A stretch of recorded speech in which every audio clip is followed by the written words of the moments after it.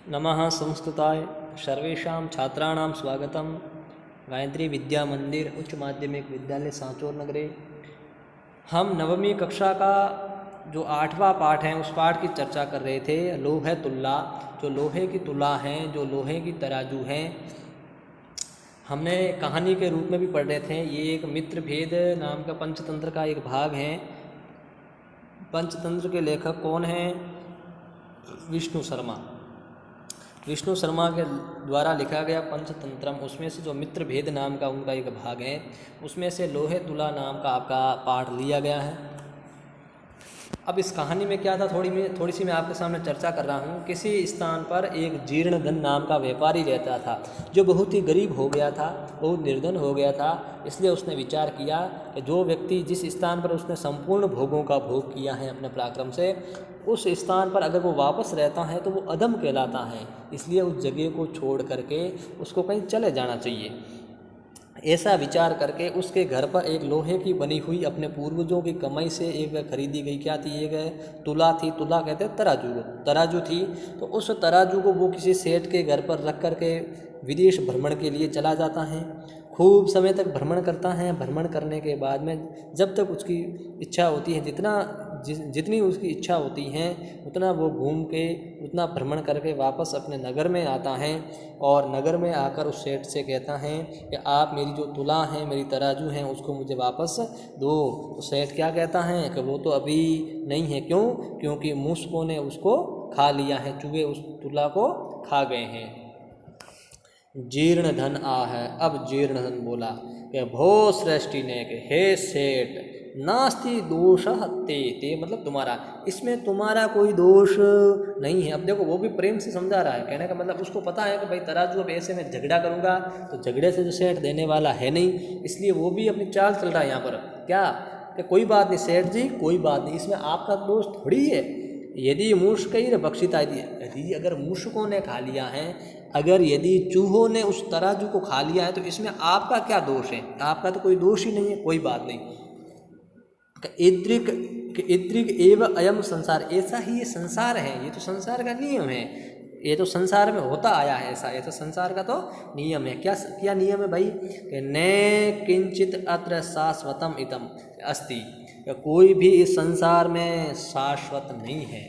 कोई बात नहीं, चूहे ने खा लिया तो खा लिया, अब आपका दोष थोड़ी है इसमें, ये तो संसार का नियम है। क्या कि जो यहाँ इस संसार के अंदर कुछ भी शाश्वत नहीं है। शाश्वत का मतलब होता है हमेशा हमेशा तक रहे, ऐसा कुछ यहाँ पर नहीं है कि किसी वस्तु का विनाश हो ही ना, ऐसा तो नामुमकिन है भाई विनाश तो सबका होता ही है, इसलिए इनका भी विनाश हो गया।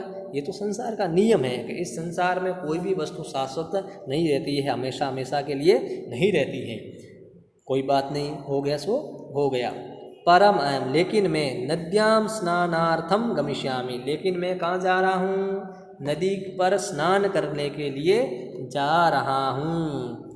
तत त्वम आत्मीयम शिशुम एनम धनदेव नामानम मया स स्नानो उपकरण हस्तम प्रेषय इति। क्या कहा? मैं नदी पर नहाने के लिए जा रहा हूँ। तुम्हारा जो आत्मीय शिशु है, जो तुम्हारा बेटा है, पुत्र है, उसका नाम क्या है? धनदेव। उस धनदेव नाम वाले पुत्र को मया से मतलब मेरे साथ में स्नान उपकरण मतलब स्नान आदि की जो सामग्री होती है ना, जैसे साबुन, तौलिया आदि, जो भी अपन कुछ भी समझते हैं, जो स्नान आदि की जो सामग्री है, हस्तम प्रेष्य, उनके हाथ में दे करके उनको मेरे साथ में आप भेजिए। क्या कहा? कि मैं नदी के किनारे नहाने जा रहा हूँ, इसलिए आप अपने पुत्र को, धनदेव को, जो स्नान आदि करने की जो भी सामग्री है, जो भी बाल्टी आदि हैं, उनको ले करके आप उनको मेरे साथ में भेजिए। अब देखो, स श्रेष्ठी स्वपुत्रम उवाच है, और वो सेठ अपने पुत्र से क्या बोला?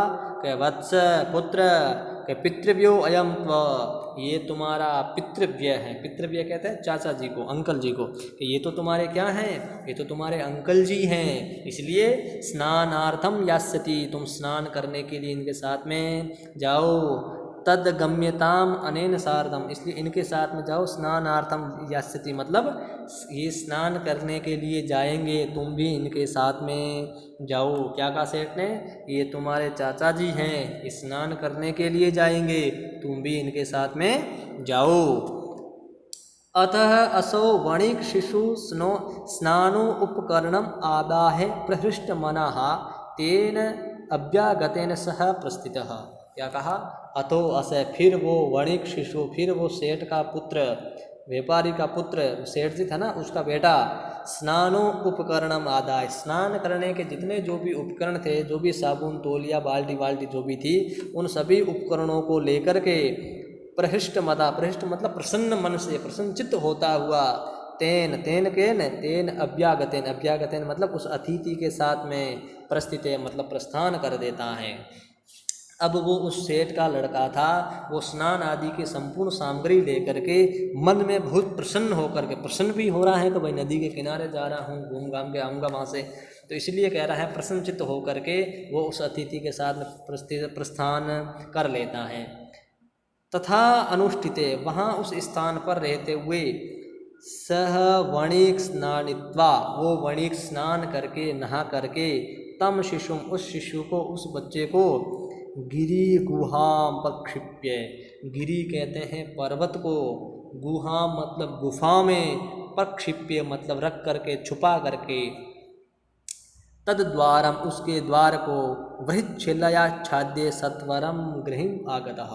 क्या किया उस वणिक ने, उस व्यापारी ने क्या किया, उस शिशु को, उस सेठ के बेटे को क्या किया, एक पर्वत की कोई गुफा थी, उस गुफा के अंदर रख दिया, उस गुफा के अंदर प्रवेश करवा दिया, और तद द्वारम, और उस गुफा का जो द्वार है ना, उसको वृच्छिलया, वृत्त मतलब बड़ा, इसको देखो संधि विच्छेद ऐसा होता है, वृहित, वृहित धन शिला है तो शिलया, बड़ी शिला से आच्छाद्य ढक करके, सत्वरम मतलब जल्दी ही, गृहम आगते अपने घर आ गया। अब देखो सेठ ने भी, उसने व्यापारी ने भी क्या किया, उस बालक को किसी पर्वत की गुफा में छुपा दिया, और उसका जो दरवाजा था उसके एक बड़े पत्थर से उसको ढक दिया था, और जल्दी से वापस घर पर आ गया। अब देखो आगे क्या होता है, आगे आगे होता है क्या। अब कहते हैं पृष्ठ तेन वणिजा, अब उस वणिज के, उस व्यापारी के पूछने पर, भो अभ्यागते, हे अतिथि, कथ्यताम कहो, पुत्र में शिशु, कथ्यताम कहो, पुत्र मतलब कहाँ, मैं मतलब मेरा, शिशु यस्व्यास है नदी में गता है, जो आपके साथ में नदी पर गया था। हे अतिथि कहो, मेरा बेटा कहाँ है, मेरा पुत्र कहाँ है, जो आपके साथ में कहाँ पर गया था, नदी पर गया था। इसको देखो संधि विच्छेद क्या करोगे आप, शिशु यस्तव्या, शिशु यह तव्या, इसको ऐसे पढ़ते हैं ना, शिशु यह तव्या, संधि युक्त पद होते हैं, लेकिन इनको अलग अलग करते हैं तो अर्थ बिल्कुल सामान्य से हो जाता है कि मेरा बेटा कहाँ है, जो आपके साथ में कहाँ गया था, नदी पर गया है, से आ है। अब वो व्यापारी क्या बोला कि नदी तटात से शयनेन हृता, नदी के किनारे से उसको शयनेन, शयन किसको कहते हैं पता है, जो बाज होता है ना, उस बाज को शयन कहते हैं, उस शयन के द्वारा, उस बाज के द्वारा, हृता, हृतय मतलब हरण कर लिया गया, उसको हरण करके ले जाया गया। अब देखो आगे क्या होता है। अब उस सेठ ने तो भाई पूछा कि अतिथि जी मेरा पुत्र कहाँ है, आपके साथ नदी के किनारे पर गया था।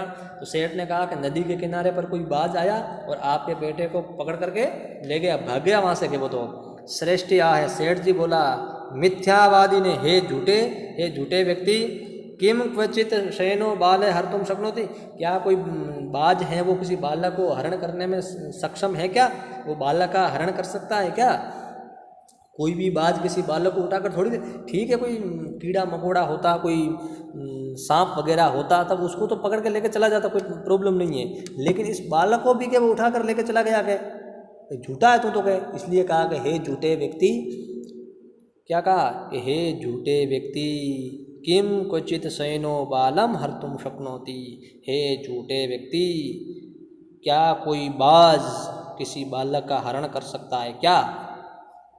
तत् इसलिए उसके बाद में समर्प्य मैं सुतम इसलिए तुम मेरे जो पुत्र हैं उसको मुझे समर्पित कर दो। अन्यथा राजकुले निवेदिष्यामि इसलिए मैं राजकुल में अन्यथा मतलब नहीं तो मैं राजकुल में निवेदन करूँगा। ये जो केस है ना अब ये कोर्ट में जाएगा कि भाई क्या कहा चुपचाप मेरे पुत्र को मेरे सुत को मुझे मेरे हवाले कर दो वरना अभी रिपोर्ट कहाँ जारी है हाई कोर्ट मतलब राजकुल में अभी मैं मुकदमा दायर कर रहा हूँ। अभी मैं निवेदन कहाँ पर कर रहा हूँ राजकुल में निवेदन कर रहा हूँ इसलिए चुपचाप आप मेरे पुत्र को मुझे दे दो। अब वो भी क्या बोला कि भो सत्यवादी ने कहे हे सत्यवादी ने आपने तो मुझे क्या कहा मिथ्यावादी ने मैंने सुना लेकिन आप तो सत्यवादी हो मैं तो झूठा हूँ कोई बात नहीं लेकिन आप तो सत्य हो ना। तो हे सत्यवादी ने यथा शयनो बालम ने नेति कि जैसे कोई बाज होता है वो बालक का हरण नहीं करता है बालक को नहीं ले जाता है तथा उसी प्रकार मूसका अपि लोहे घटिताम तुलाम ने बक्षयंती उसी प्रकार जो मूषक होते हैं ना वो मूषक भी लोहे से बनी हुई उस तुला को उस तराजू का भक्षण भी नहीं करते हैं। अब वही बात कहते ना घुमा फिरा कर उस अपनी तराजू पर आ गया है ना। अब देखो वो कह रहे हैं ना कि बेटा लो और तराजू दो वो वाली बात होगी यहाँ पर तो कि जिस प्रकार आप कहते हो कोई बाज होता है वो बालक का हरण नहीं कर पाता तो जो मूषक होते हैं चूहे होते हैं वो भी लोहे की बनी हुई तराजू का भक्षण भी नहीं कर सकते हैं। तद अर्प्य में तुलाम इसलिए आप मेरी तुला को मेरी तराजू को मुझे अर्पण करो अर्प्य मतलब अर्पण करो वापस दो। यदि दारकेण प्रयोजन यदि अपने दारक से दारक कहते हैं पुत्र को यदि और दारा होती है दारा स्त्री को कहते हैं पत्नी को दारा कहते हैं और दारा कहते हैं पुत्र को कि हे यदि दारकेण यदि अपने दारक से अपने पुत्र से कोई प्रयोजन है तो अगर आप अपने पुत्र से थोड़ा बहुत भी मोह रखते हो थोड़ा बहुत भी अपन कारण वाला भाव रखते हो प्रयोजन रखते हो तो चुपचाप आप मेरी जो तराजू हैं उसको मुझे सौंप दीजिए। आगे कहते हैं एवं विविध मानो तो दो अपि राजकुलम गतो एवं विविध मानो दोनों में विवाद हो गया दोनों में झगड़ा हो गया तो वो दोनों झगड़ा करते करते कहाँ चले गए राजकुलम गतो दो अपि वो दोनों का इसमें देखो अयादि संधि है दो अपि वो दोनों कहाँ चले गए राजकुलम गतो वो दोनों राजकुल में चले गए न्यायालय में चले गए।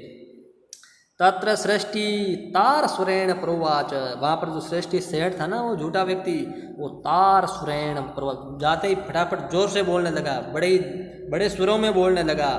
क्या बोला भो अब्राह्मण्यम अब्राह्मण्यम भो अब्राह्मण्यम मतलब ठगा जाना मैं अब्राह्मण्यम हूँ मैं ठगा गया हूँ। मम शिशुर अनेन चोरेण अपहृत है इस चोर ने मेरे शिशु को मेरे पुत्र को हरण कर दिया। क्या कहा कि मैं ठग गया हूँ मैं ठगा गया हूँ इस व्यक्ति ने मेरे पुत्र का क्या कर लिया है इस व्यक्ति तो क्या इसने तो चोर ही नाम दे दिया है कि इस चोर ने मेरे पुत्र को हरण कर लिया है।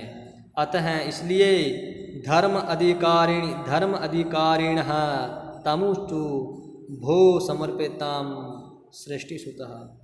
क्या कहा अथ मतलब अब धर्म अधिकारिण जो धर्म अधिकारिण है न्याय करने वाले जो लोग हैं तम उवाच इसमें थोड़ा सा मतलब बोलने का अर्थ में कहा है फिर वो उनसे बोले जो धर्म अधिकारी है ना वो न्यायालय जो न्यायाधीश अपन जिसको कहते हैं वो उन व्यक्ति से बोले उस व्यापारी से बोले क्या कि वो है समर्प्यताम श्रेष्ठी सुते तुम इस सेठ जी का पुत्र है उसको वापस समर्पण कर दो वापस लौटा दोगे। अब देखो ये दो देखो न्यायालय हैं यहाँ पर दोनों खड़े हैं कौन ये दोनों खड़े हैं ये राजा भी बैठे हैं मंत्री सारे। अब देखो से आहे अब वो व्यापारी क्या बोला कि किम करोमी क्या करूं मैं क्या करूं इसमें पश्यतों में मेरे देखते हुए नदी तटार शयन अपहृत तो मेरे देखते हुए नदी के तट से जो एक शयन आया एक बाज आया और इसके शिशु का क्या कर दिया अपहृत मतलब अपहरण कर दिया। मैं क्या कर सकता हूँ इसमें बताओ मेरे देखते थे मैं देख ही रहा था कि नदी के किनारे नदी के तट पर एक शयन बाज के द्वारा इनके पुत्र का क्या कर दिया गया अपहरण कर दिया गया। इति इस प्रकार तद श्रुत्वा ते प्रोचु, और ये सुन करके जो वहाँ पर बैठे हुए थे वो सारे बोले, प्रोचु मतलब बोले क्या, हो न सत्यम अभिहितम भवता, आपके द्वारा ये सत्य नहीं कहा जा रहा है, न सत्यम ये सत्य, ये तो गलत बात है कि ये सही थोड़ी कह रहे हो। भवता किम शयन शिशु अर्थम समर्थो भवती, क्या कह रहे हो आप, क्या कोई शयन होता है, बाज होता है, वो किसी शिशु को हरण करने के लिए समर्थ होता है क्या। आप जो बात कह रहे हो ना कि मेरे देखते देखते नदी के किनारे से बाज आया और इसके पुत्र को लेकर चला गया, ये सही नहीं कह रहे हो, ये बात तो गलत है कि ऐसा थोड़ी होता है कोई बाज है जो शिशु को लेकर चला गया। ठीक है, छोटी मोटी किसी चीज़ को लेकर चला जाता तो हम मान भी लेते, बालक को लेकर चला गया ये तो तुम बिल्कुल ही क्या बोल रहे हो, गलत बोल रहे हो, असत्य बोलो, ऐसा नहीं हो सकता।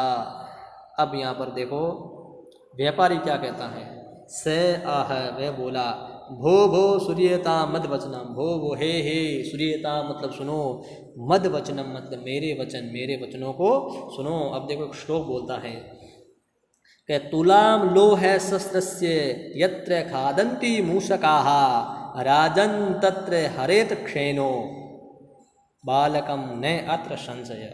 क्या कितनी बढ़िया बात कही इसने कि तुला मतलब तुला को, तराजू को, लोह शस्त्र से, शस्त्र कहते हैं हजार को, जो लोहे की 1000 से बनी है। 1000 का मतलब यहाँ पर आपको लेना है, जैसे अपन सोना वगैरह 1 तोला 2 तोला होता है ना, जिसे अपन तोला कहते हैं ना, तो ऐसी ये जो तुला है वो कितने तोलों की बनी हुई है, 1000 की, कितनी 1000 की। यहाँ फिर अगर इसने ग्राम, यहाँ पर वैसे शस्त्र लिखा है, अगर इसने ग्राम भी अर्थ लेते हैं ना अपन, ग्राम अर्थ, तब भी कोई वही बात रहती है, तोला कह दो या फिर ग्राम कह दो, या फिर 1000 ग्राम कह दो आप, 1000 ग्राम की बनी हुई हो, इस प्रकार का अर्थ लेते हैं कि तुला मतलब तुला की, जो तुला है उस तुला को लोह शस्त्र से 1000 ग्राम से बनी हुई, जो लोहे की क्या हैं, तराजू हैं, यत्र खादंती मूषका, जहाँ पर मूषक खा जाते हैं, अर्थात जिस नगर के अंदर, जिस घर के अंदर चूहे हैं वो लोहे 1000 ग्राम से बनी हुई, 1000 तोलों से बनी हुई उस लोहे की तुला को खा जाते हैं। राजन हे राजन, तत्र मतलब वहाँ, हरेत छैनो, इसमें देखो इसमें संधि विच्छेद किया, इसमें हरेत धन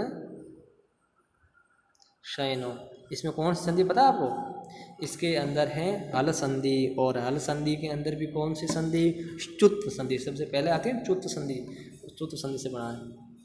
तो इसने क्या कहा, हे राजन तत्र हरेत, इसको मैं अलग अलग पढ़ रहा हूँ, हरेत शयनो बालकम, वहाँ पर तो के हे राजा शयनों के द्वारा बालक का भी हरण हो जाता है, न अत्र संशय, वहाँ पर तो कोई संशय ही नहीं है, वहाँ पर तो शंका करने की कोई बात ही नहीं है।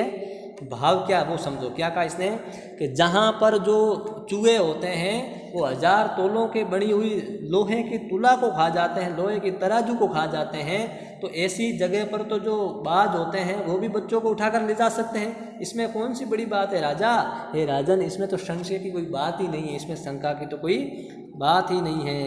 ते प्रोचु कथम एतन, फिर वो पूछते हैं, ते प्रोचु उन्होंने पूछा, कथम एतत ये कैसे हैं, ये कैसे सही हुआ।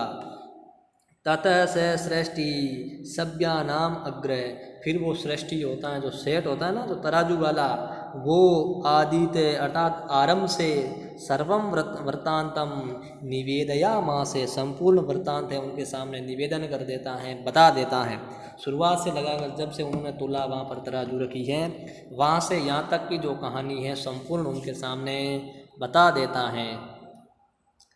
ततः तहि विहस्य दो अपीतौ परस्परम संबोध्य तुला शिशु प्रदानेन संतोषितो, क्या कहा, ततः उसके बाद में ते विहस्य, वो भी हंस गए, लो कर लो बात, वो जज बैठे थे ना अधिकारी, धर्माधिकारी ने, वो भी हंसते हुए, उनको भी हंसी आ गई ये कहानी सुन करके, ऐसा भी होता है क्या, तो वो भी हंस करके उन दोनों को परस्पर संबोधित करते हुए बुला करके, जिसकी तुला थी तराजू थी उसको तराजू, जिसका बेटा था उसका बेटा है जो प्रदान करके उन दोनों को संतुष्ट कर दिया।